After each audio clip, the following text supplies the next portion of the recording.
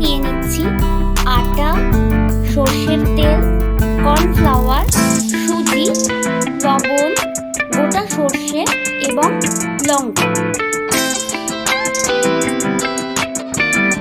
এবার আমরা পুর বানাবার জন্য কাকরোলের ভেতরের অংশটা বার করে নিচ্ছি।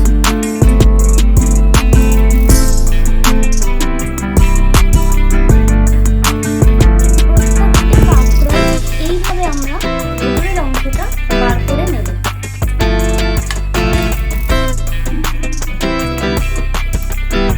দেখুন, আমরা প্রত্যেকটা কাকরোলের ভেতরের অংশটা বার করে নিয়েছি।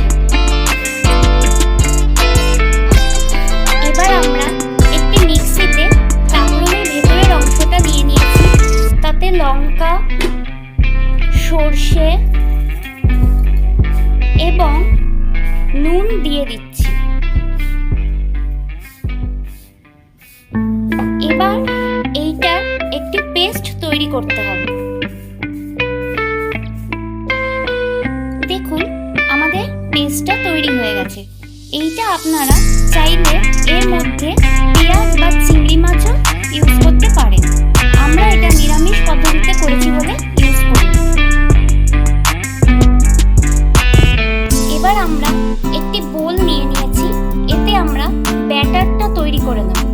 প্রথমেই আমরা কর্নফ্লাওয়ার দিয়ে দিচ্ছি।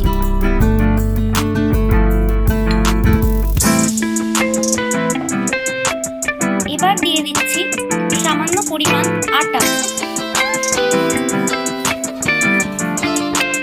এবার দিয়ে দিচ্ছি সুজি।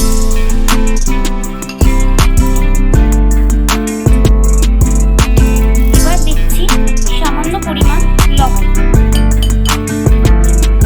এবার এর মধ্যে জল দিয়ে আমরা ব্যাটারটা তৈরি করে নিচ্ছি। দেখুন, আমাদের ব্যাটারটা তৈরি হয়ে গেছে। এবার আমরা একটি ফ্রাইং প্যান নিয়ে নিয়েছি। এতে তেল দিয়ে দিচ্ছি।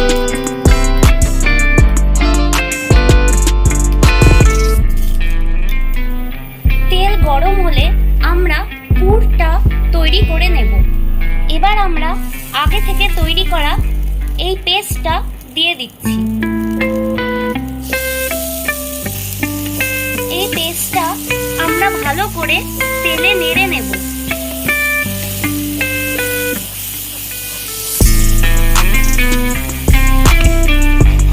পুরটা আমাদের ভালো করে ভাজা ভাজা হয়ে গেছে।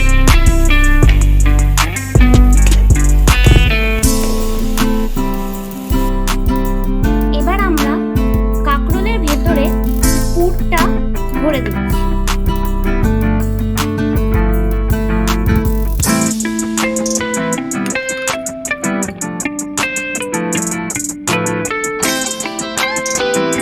এরকম করে প্রত্যেকটা কাকরোলের ভেতরে আমরা পুরটা ভরে নেব।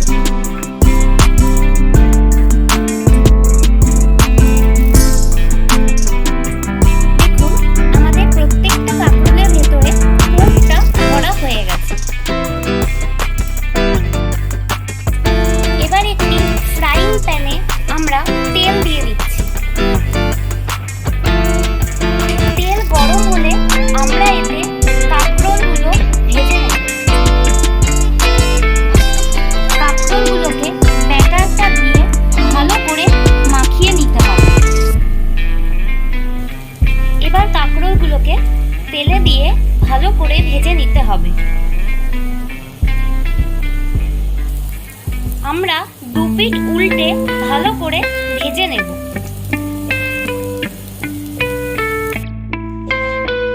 আমাদের কাকরোলের পুর ভাজাগুলো তৈরি হয়ে গেছে। এটি আপনারা গরম গরম ভাতের সাথে পরিবেশন করুন। আর ভিডিওটি যদি ভালো লাগে তাহলে অবশ্যই লাইক, শেয়ার এবং সাবস্ক্রাইব করে দেবেন।